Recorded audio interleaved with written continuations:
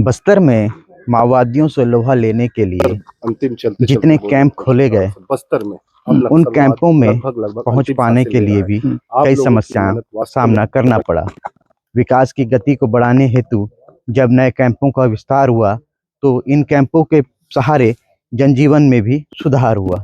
लेकिन ये इतना आसान भी नहीं था, क्योंकि चुनौती माओवाद से थी, और माओवाद इस इलाकों में अपनी जड़ें इस प्रकार से मजबूत किए हुए थे कि यहाँ पर लोकल या फिर आम जन के सिवाय बाहरी व्यक्ति पहुँच नहीं पा सकते थे। और इसी उम्मीद से जब सरकारें बदली और नए सरकारें का विस्तार हुआ, तो भाजपा सरकार जैसे ही छत्तीसगढ़ में कायम हुई, तो उन्होंने एक नया फैसला लिया, और वो फैसला ये था कि 2026 तक किसी भी तरीके से माओवाद को जो है बस्तर से दूर करना है और यहाँ के लोगों का जनजीवन को सुदृढ़ करना है। इसी सिलसिले में बस्तर के बीजापुर जिले में कई नए कैंप स्थापित किए गए। इन कैंपों की अगर बात करें, तो आज हम जिस जगह पे मौजूद हैं, ये मुतवेंडी का वो क्षेत्र है जो कि माओवादियों की राजधानी कहलाई जाती थी, जहां पर एक तरफा जनताना सरकार राज किया हुआ करते थे। इसी जनताना सरकार के राज में कई माओवादियों ने जो है यहाँ पर मौत का सामान इन जंगलों में बिछाए रखे, और उन सामान को जो है जवानों की पहुंच ना पाए, इस वजह से कई जवानों की शहादत हो गई। हम अगर आंकड़े पे बात करेंगे, तो हजारों जवानों की मौत केवल प्रेशर आईडी या फिर आईडी की वजह से हुई है। और ये माओवादियों का सबसे अगर बात कहें तो खौफनाक और सबसे कारगर सिद्ध होने वाला या बम हुआ करता था, जिसकी वजह से जवानों की कई मौतें हुई हैं। हम अभी इस वक्त जो है मुतवेंडी के कैंप में है, और ये सुरक्षा कैंप आपको अगर देखने में बताऊं, तो इस सुरक्षा कैंप में एक डेमोन्स्ट्रेशन दिया गया है, और वो डेमोन्स्ट्रेशन क्या है वो मैं आपको दिखाना चाह रहा हूँ। तो आप अगर इस चीज को देखें, तो यहाँ पर आप देखिएगा, ये 85 बटालियन का मुतवेंडी का कैंप है, सुरक्षा कैंप है, और यहाँ पे जो डेमोन्स्ट्रेशन है वो आईडी लैंड से है। अब बस्तर में तमाम वो इलाके हैं जहाँ पर आईडी जो है प्लांट किए हुए थे माओवादी, और इन आईडियों को जो है पहचान भी अलग अलग प्रकार की दी गई है। और ये पहचान आप सोच के देखिएगा कि माओवादियों की तकनीक कितनी ज़्यादा सुदृढ़ हो चुकी थी। उनकी सुरक्षा के प्रति जो उनका अलग ही विश्वास था, वो कितना बड़ा हुआ था, जिसके वजह से ये आईडी को जो है उन्होंने निर्माण किया था। हम जिस जगह पे मौजूद हैं, यहाँ पर एक आईडी लाइन करके बताया गया है सुरक्षा बलों के द्वारा, यहाँ के लोगों को पहचानने के लिए।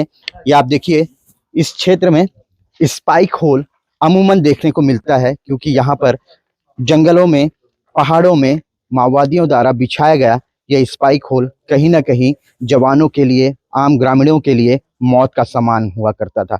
अगर इस जगह पर किसी का पैर गिर जाए या पैर पड़ जाए, तो वो जवान हो या ग्रामीण हो, बहुत बुरी तरीके से जख्मी हो जाते थे, जिनकी मौत भी हुआ करती थी।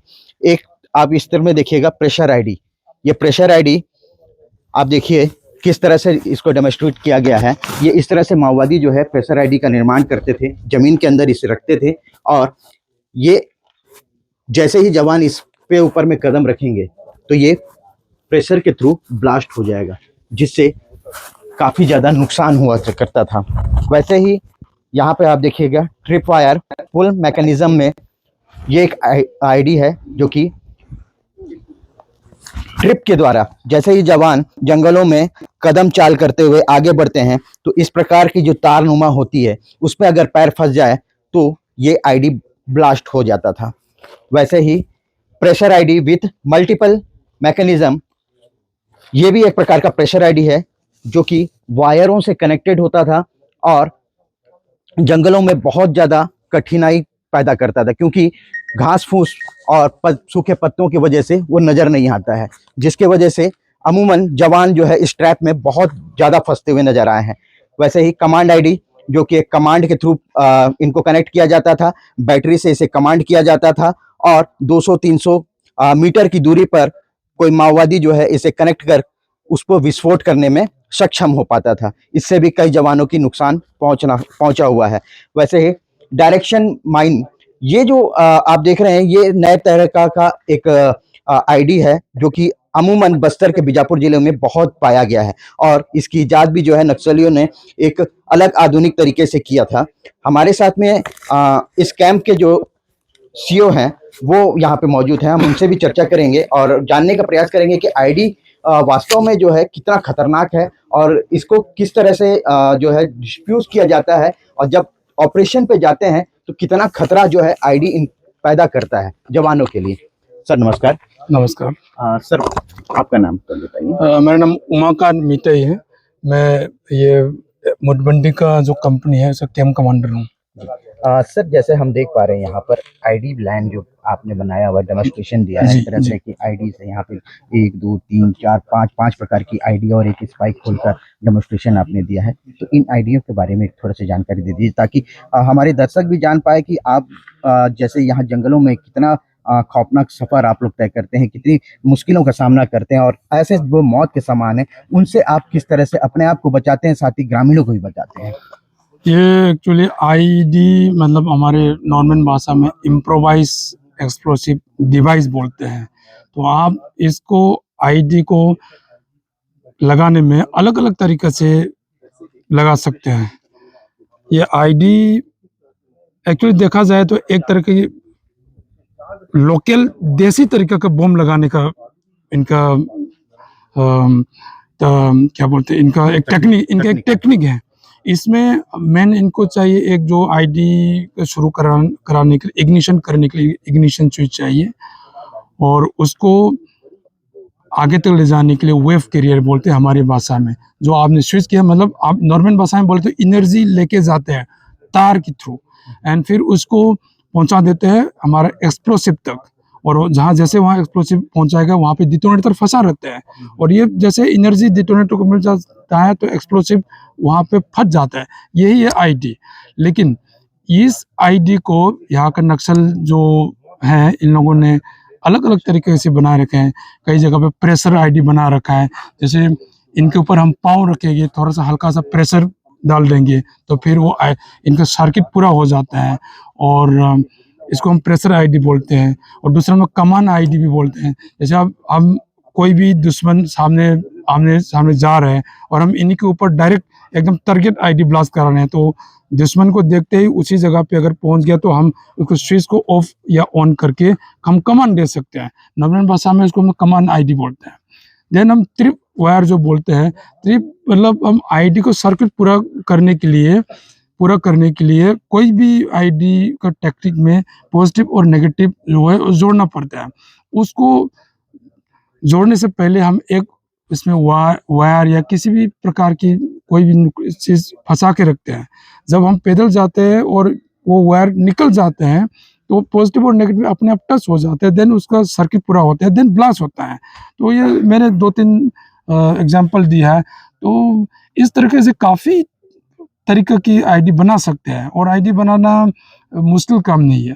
अगर आज के ज़माने में आप यूट्यूब में या कहीं पे भी गूगल में किस तरीके से आईडी बनते हैं, बहुत सारे वीडियो अवेलेबल है। तो इन सारे टेक्निक्स को नक्सल लोग ने अपने ही देसी तरीके से इस्तेमाल किया और फोर्स की अगेंस्ट इस्तेमाल किया है। तो बस यही हमारा आईडी जो यहाँ पे इस्तेमाल करते हैं। सर कैंप स्थापना होने के बाद से यहाँ पर आप लोगों ने कितने आईडी को जो है निष्क्रिय किया है, और साथ ही साथ में एक खबर ये भी निकल के पता चली है कि आपके ही एक श्वान या डॉग स्क्वाड में जो शामिल था डॉग, वो भी आईडी की वजह से ही दुर्घटनाग्रस्त में उनकी मौत हो गई थी, उसके बारे में बताइए। यस ये बिल्कुल सही सुना आपने।